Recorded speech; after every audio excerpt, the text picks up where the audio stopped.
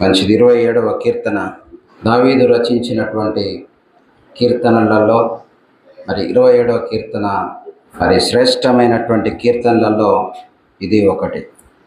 So ఇది మరి భయము, శోధనలు, శత్రువుల ముట్టడి మధ్యలో దావీదు దేవుని పైన మరి పూర్ణ హృదయముతో ఆయనను నమ్ముకొని పూర్తి విశ్వాసాన్ని దేవుని మీదనే ఉంచి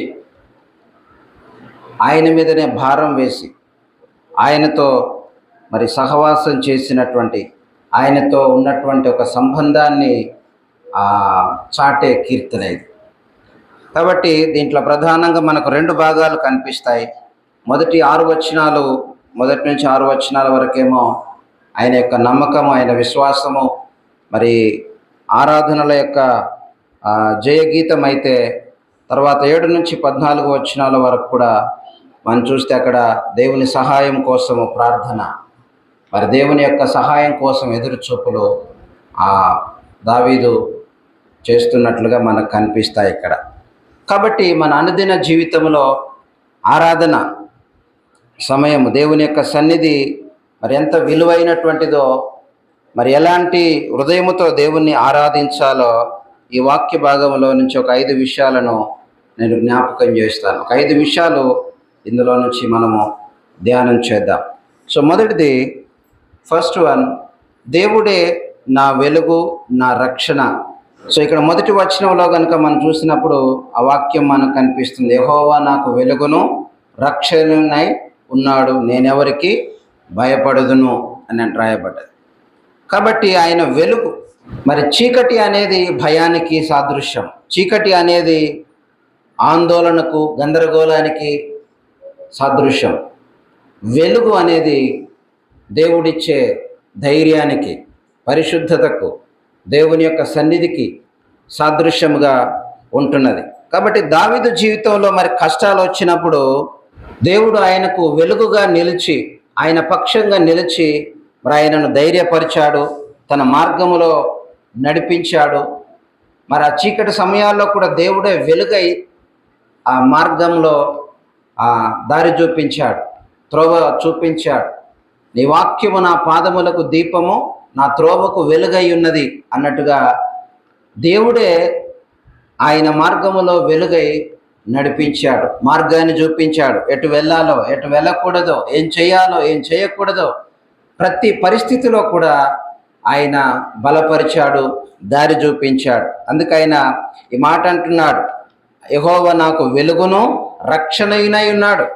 కాబట్టి మరి ఆయన ఈ కేవలం అది మార్గం చూపించడం మాత్రమే కాదు వెలుగు అని అంటే.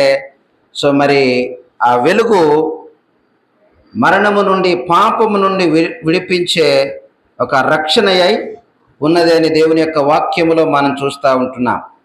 కాబట్టి యోహాను సువార్తలో మనం చూస్తాం, యోహాను పత్రికలలో మనం చూస్తూ ఉంటాం. కాబట్టి యోహాను సువార్తలో 1వ అధ్యాయంలో మనం జ్ఞాపకం చేసుకుంటాము. 9వ వచనంలో రాయబడ్డది, నిజమైన వెలుగు ఉండెను, అది లోకములోనికి వచ్చుచు ప్రతి మనుషుని వెలిగించుచున్నది. ప్రతి మనుషుని వెలిగించుచున్నది. ఇది నిజమైనటువంటి వెలుగు. ఈ వెలుగు యేసు క్రీస్తే. నేను లోకమునకు వెలుగై ఉన్నాను. ఈ వెలుగు మనుషులను వెలిగిస్తూ ఉన్నది, పాపాంధకారమును తొలగిస్తూ ఉంటున్నది, పాపము నుంచి, శాపము నుంచి విడిపించి రక్షణ ఇచ్చేది, నిత్య జీవాన్ని ఇచ్చేది ఆ వెలుగు యేసు ప్రభు. కాబట్టి ఆయన మన జీవితంలో వెలుగై, ఆయన మన జీవితంలో రక్షణ అయి ఉన్నందును బట్టి దేవుని మనం స్తుతించాలి, దేవుణ్ణి మనం ఆరాధించాలి.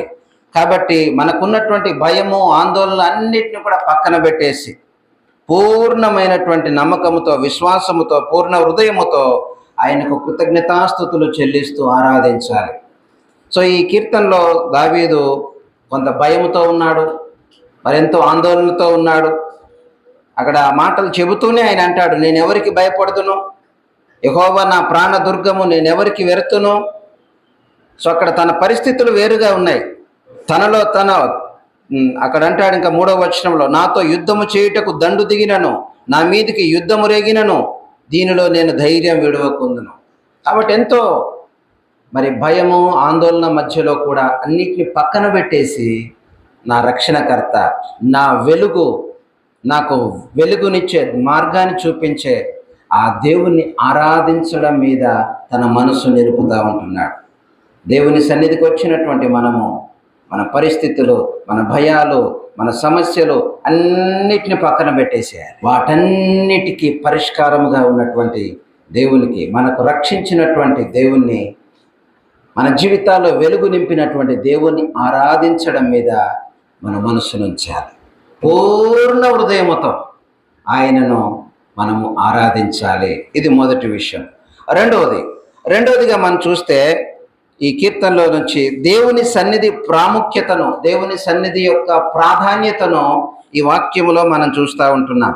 4వ వచనంలో అక్కడ దావీదు భక్తుడు అంటున్నాడు, యెహోవా యొద్ద ఒక వరం అడిగితిని, నేను దానిని వెదుకుచున్నాను. యెహోవా ప్రసన్నతను చూచుటకును ఆయన ఆలయములో ధ్యానించుటకును నా జీవిత కాలమంతయు నేను యెహోవా మందిరములో నివసింపగోరుచున్నాను. కాబట్టి మరి దావీదు రాజుగా అనేక రాజ్యాలను అడగలేదు, ఐశ్వర్యాన్ని అడగలేదు, ఇంకా ఏదేదో అడగలేదు. ఆయన మరి దేవుని దగ్గర అడిగినటువంటి ఒకే ఒక కోరిక, ఒకే ఒక వరం. ఏంటిది అది అని అంటే, జీవితాంతము ఆయన సన్నిధిలో నివసించడం. జీవితాంతమైన సన్నిధిలో నివసించడం, అది ఆయన యొక్క సౌందర్యాన్ని చూస్తూ, ఆయన యొక్క సౌందర్యాన్ని చూస్తూ ఆయనను ఆరాధించడం. కాబట్టి ఇక్కడ ఆ మాట అంటున్నాడు, యెహోవా ప్రసన్నతను చూచుటకు, అంటే దేవుని యొక్క సన్నిధి, దేవుని యొక్క ముఖము, దేవుని యొక్క తేజస్సును, దేవుని యొక్క మహిమను చూస్తూ ఆయన సన్నిధిలో నా జీవితాంతము కూడా నేను ఆయనను ఆరాధించాలి. ఇదే అడిగాను. ఒకే ఒక కోరిక, వరము, ఒక్క వరం అడిగితేని నేను దాన్ని వెతుకుతున్నాను. అదేంటిదంటే నా జీవిత కాలం అంతా కూడా దేవుని సన్నిధిలో ఉండడము, ఆయనను వెతకడము, ఆయన సన్నిధిలో గడపడము అనేసి అంటాడు. అందుకే దావీదు జీవితంలో మనం చూస్తాము, దేవుడన్నా దేవుని మందిరం అన్నా ఎంత ఇష్టమో, ఎంత మక్కువనో ఆయనకు. దేవుని సన్నిధి కొరకు ఎంత తహతహలాడతాడో, దేవుని సన్నిధి కొరకు తప్పించిపోతాడు దావీదు. దేవుని సన్నిధి పట్ల అంత ఇష్టం. అందుకే మందిరాన్ని కట్టించాలనేసి ఆశ కలిగింది ఆయనకు. దేవుని కొరకు ఏదైనా చేయాలనేసి ఎంతో ఆశపడ్డాడు. అంతగా మరి దేవుని పట్ల ఆయన ఆశ కలిగి ఉంటున్నాడు. కాబట్టి దేవుని సన్నిధి ప్రాముఖ్యతను మనం గుర్తెరగాలి. చాలామంది దేవుని సన్నిధి యొక్క ప్రాముఖ్యత ఎరగక దేవుని సన్నిధిని నిర్లక్ష్యం చేస్తున్నారు. దేవుని సన్నిధికి దూరం అవుతూ ఉంటున్నారు. దేవుని సన్నిధి పట్ల అజాగ్రత్తగా ఉంటున్నారు, నిర్లక్ష్యంగా ఉంటున్నారు. మనం దేవుని సన్నిధిలో గడపడానికి ఇష్టపడాలి, ఆరాటపడాలి, ఆశతో ఉండాలి, తృష్ణతో ఉండాలి. కాబట్టి మరి ఆరాధన అంటే ఏదో పొందుకోవడం కాదు, ఆయన యొక్క ప్రసన్నతను, ఆయన సౌందర్యాన్ని, ఆయన యొక్క గొప్పతనాన్ని మనము తలంచుకుంటూ ఆయన సన్నిధిలో ఆనందించడమే. ఆయన ఎంత గొప్పవాడో, ఆయన ఎంత ఉన్నతమైన వాడో మన హృదయంలో తలపోస్తూ, ఆయన మనకేం చేశాడో తలపోస్తూ ఆయన సన్నిధిలో ఆనందించడమే ఆరాధన. సో దావీదు భక్తుడు తన పరిస్థితులన్నింటినీ పక్కన పెట్టి దేవుని సన్నిధి కొరకు ఆశపడతా ఉన్నాడు. దేవుని సన్నిధిలో ఆయనను ధ్యానించడానికి, ఆయన ఆలయములో ధ్యానించుటకు, యెహోవా ప్రసన్నతను చూచుటకు, ఆయన ఆలయములో ధ్యానించుటకు. దేవుని సన్నిధికి వచ్చినప్పుడు మనం ఏం చేయాలి? ఆయన సన్నిధిలో ధ్యానపూర్వకంగా ఉండాలి, ఆయన్ని ఆరాధించాలి, ఆయన సన్నిధిని మనం అనుభవించాలి, ఆయన యొక్క మహిమను మనము అనుభవించాలి, ఆయన శక్తిని మనం అనుభవించాలి, రుచి చూడాలి. ఏదో వచ్చినామంటే వచ్చినాం, పోయినామంటే పోయినాం కాదు. దేవుని సన్నిధికి వచ్చినప్పుడు ఆ శక్తిని మనం అనుభవించే వారంగా ఉండాలి. దేవుని సన్నిధి ప్రాధాన్యతని ఇక్కడ వివరిస్తూ ఉంటున్నాడు. నెక్స్ట్ మూడవది, ఈ కీర్తనలో నుంచి మూడవదిగా మనం చూస్తే, శ్రమలలో దేవుణ్ణి ఆశ్రయించడము, దేవునికి స్తోత్ర బలులు చెల్లించడం. దావీదు జీవితంలో చేస్తున్నటువంటి మరొక పని ఇక్కడ చూస్తూ ఉంటున్నాం. 5-6 వచనాలలో మనం చూస్తాం. ఆపత్కాలమున ఆయన తన పర్ణశాలలో నన్ను దాచును, తన గుడారపు మాటున నన్ను దాచును, ఆశ్రయదుర్గం మీద ఆయన నన్ను ఎక్కించును. ఇప్పుడు నన్ను చుట్టుకొని ఉన్న నా శత్రువుల కంటే ఎత్తుగా నా తల ఎత్తబడును.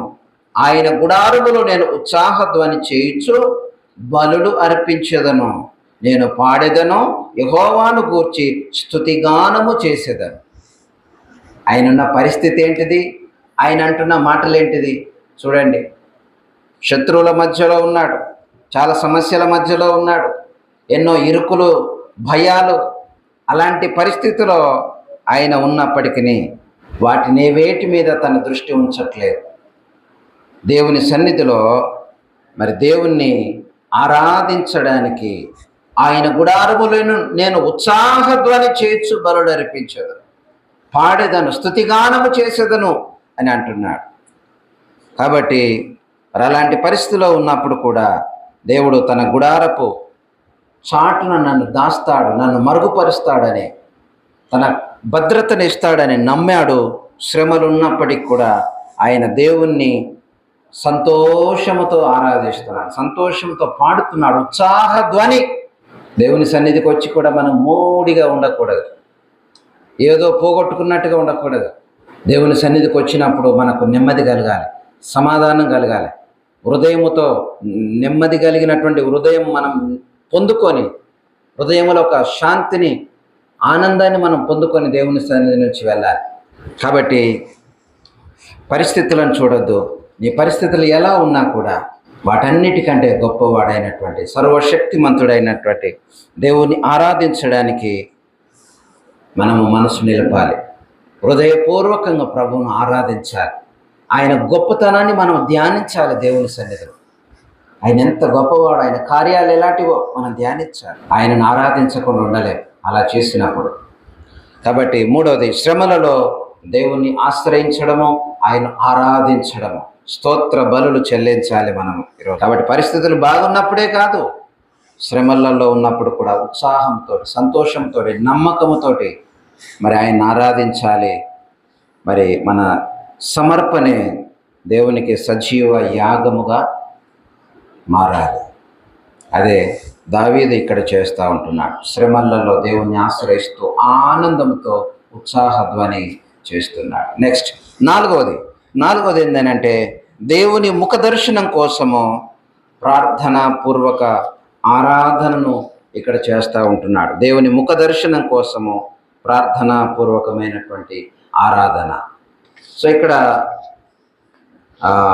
8వ వచనంలో చూస్తే, నా సన్నిధి వెదుకుడని నీవు సెలవీయగా యెహోవా నీ సన్నిధిని నేను వెదికెదనని నా హృదయము నీతో అనెను. నీ ముఖమును నాకు దాచకము, కోపము చేత నీ సేవకుని తోలివేయకము. నా సహాయుడవు నీవే, రక్షణకర్తవకు నా దేవ, నన్ను దిగనాడకము, నన్ను విడువకము. ఈ కీర్తనలో మనం చూస్తున్నాము. మరి దేవుని యొక్క ఈవులు, ఆశీర్వాదాలు మాత్రమే కాదు మనం ఎప్పుడు అడగడం. మనకు కోరిక, ఎలాంటి కోరిక ఉండాలి అని అంటే దావీదుకు ఉన్నటువంటి కోరిక ఏంటిది? అది ఆయన యొక్క ముఖ దర్శనం కావాలని, ఆయన ముఖమును చూడాలని.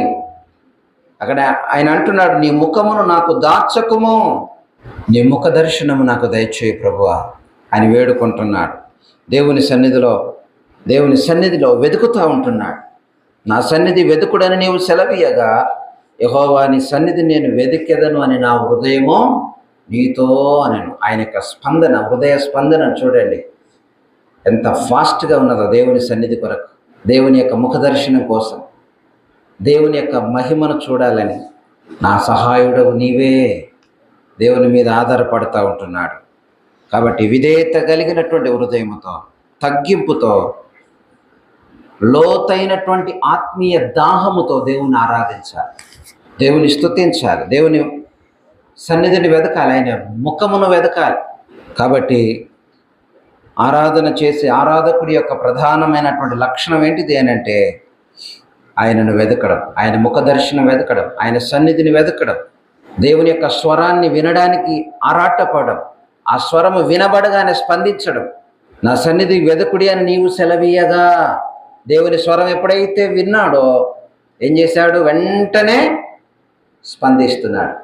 వెంటనే యెహోవా నీ సన్నిధి నేను వెదికెదనన్నాను హృదయం నీతో అని. దేవుడు మనతో మాట్లాడినప్పుడు మనం వెంటనే మన హృదయం రియాక్ట్ కావాలి, స్పందించాలి, దేవుని వాక్యానికి లోబడాలి, దేవునితో ఒక నిబంధన చేసుకోవాలి, ఒక తీర్మానం చేసుకోవాలి. దావీదు ఇలాంటి తీర్మానాన్ని చేసుకున్నాడు. ఇక్కడ ఇలాంటి ఒక వైఖరితో దేవుణ్ణి మనము ఆరాధించాలి, దేవుని మనం గణపరచాలి. నెక్స్ట్ 5వదిగా మనం ఈ కీర్తనను చూస్తే ధైర్యముతో దేవుని కొరకు కనిపెట్టుట. 14వ వచనంలో మనం చూస్తాము, యెహోవా కొరకు కనిపెట్టుకొని ఉండుము, ధైర్యము తెచ్చుకొని నీ హృదయమును నిబ్బరముగా ఉంచుకొనుము, యెహోవా కొరకు కనిపెట్టుకొని ఉండుము. కాబట్టి యెహోవా కొరకు కనిపెడితే ఏమొస్తుంది? యెషయా 40:31 వచనంలో రాయబడ్డది కదా, యెహోవా కొరకు కనిపెట్టుకుని వారు నూతన బలము పొందుకుంటారట. నూతన బలాన్ని పొందుకుంటాం. దేవుని కొరకు మనం కనిపెట్టుకొని ఉండాలి. కాబట్టి చాలా వాక్యాలు మనం చూస్తాం. దేవుని కొరకు కనిపెట్టుకుంటే ఎన్నో ఆశీర్వాదాలు, నూతనమైనటువంటి శక్తిని, బలాన్ని మనం పొందుకుంటాం. కాబట్టి మరి ఆరాధన అనేది కేవలము పాటలు పాడడమే కాదు. ఆరాధించిన తర్వాత మరి దేవుని చిత్తము నెరవేరే వరకు కూడా ఓర్పుతో కనిపెట్టడం కూడా ఆరాధనలో ఒక భాగమే. ఓర్పుతోటి కనిపెట్టాలి, ఓపికతోటి కనిపెట్టాలి దేవుని సన్నిధిలో. కాబట్టి ధైర్యం కోల్పోకుండా దేవుని కార్యాల కోసం కనిపెట్టే వారికి నూతనమైనటువంటి బలము దొరుకుతుంది, నూతనమైనటువంటి బలము లభిస్తుంది, పొందుకోగలుగుతాం దేవుని సన్నిధిలో. కాబట్టి మన ధైర్యాన్ని ఎప్పుడు కూడా విడవద్దు. దేవుడు నేను అడిగింది ఇవ్వట్లేదు, పొందుకోవట్లేదు, ఆలస్యం అవుతుంది అని నిరాశపడకూడదు, నిరుత్సాహపడకూడదు. దేవుని కొరకు కనిపెట్టాలి ధైర్యంగా. అది ధైర్యాన్ని విడవకుండా మరి మనము దేవుని కోసం కనిపెట్టే వారంగా ఉండాలి. కాబట్టి ఆరాధనలో దేవుని ఆరాధించడం అని అంటే అది కూడా ఒకటి విశ్వాసం కలిగి ఆయన ఏమై ఉన్నాడో మనం అర్థం చేసుకున్నాము కాబట్టి, మనకు అది అర్థమైంది కాబట్టి, అది మనం రుచి చూచాము కాబట్టి మన నిరీక్షణ ఆ విధంగా ఉన్నది. అధైర్యపడకుండా, వెనుకడుగు వేయకుండా, కృంగిపోకుండా, దేవుని గొప్పతనం ఏందో తెలుసు కాబట్టి మనము విశ్వాసముతో ఆ విధంగా నిబ్బరంగా ఉంటాం. కాబట్టి దేవుడు మన ప్రార్థన ఆలకిస్తాడనే ధైర్యముతో ఆయన వైపు చూస్తూ ఉండాలి. ఇది కూడా ఆరాధనలో భాగం. కాబట్టి దేవుణ్ణి ఎలా ఆరాధించాలి, ఎలాంటి మనసుతో ఆరాధించాలి అని అంటే 4 విషయాలు. ఒకటి, ఆత్మతో సత్యముతో మనము దేవుణ్ణి ఆరాధించాలి. పై నటనతో కాకుండా హృదయాంతరంగము నుండి నిర్మలమైనటువంటి సత్యముతోటి మనం ఆరాధించాలి. రెండవది, ఏక మనసుతో ఆరాధించాలి.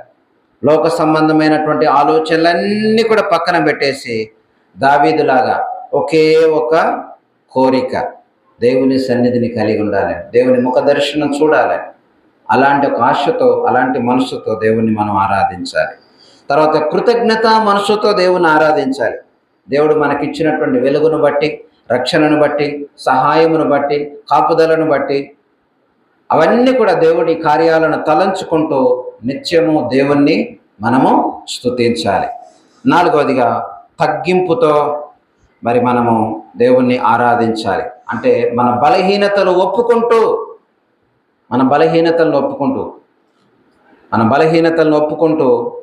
ఆయన యొక్క ముఖ దర్శనం కోసము దేవుని పాదాల చెంత మనం మోకరిల్లాలి. ప్రభువా నన్ను క్షమించు అని అనాలి. మన యొక్క బలహీనతలు, మన యొక్క ఈ గడిచినటువంటి వారమంతట్లో కూడా మనం ఎక్కడైనా తప్పిపోయామేమో స్వపరీక్ష చేసుకోవాలి. మన ఆలోచనలు, మన తలంపులు, మన మాటలు ఎక్కడైనా మనం తప్పిపోయామేమో, ఈ విషయంలో ప్రభువా నేను తప్పిపోయా, నన్ను క్షమించు అని అడగాలి. కాబట్టి ఈ 5 విషయాలు కూడా మనం జ్ఞాపకం చేసుకుంటూ ప్రభువుని ఆరాధన చేద్దాం. తల్లు వంచండి, మనల్ని మనం ప్రభు హస్తాలకు అప్పగించుకుందాము. మరి మన చుట్టూ ఎలాంటి భయాలు, కష్టాలు ఉన్నప్పటికీ కూడా దేవుడే మన రక్షణ, దేవుడే మన వెలుగు అని మనం జ్ఞాపకం చేసుకోవాలి. ఆయన సన్నిధికి మించినటువంటి ఆనందం ఈ లోకములో మరొకటి ఏది కూడా లేదు. అని మనం జ్ఞాపకం చేసుకొని ప్రభువును ఆరాధించుదాం.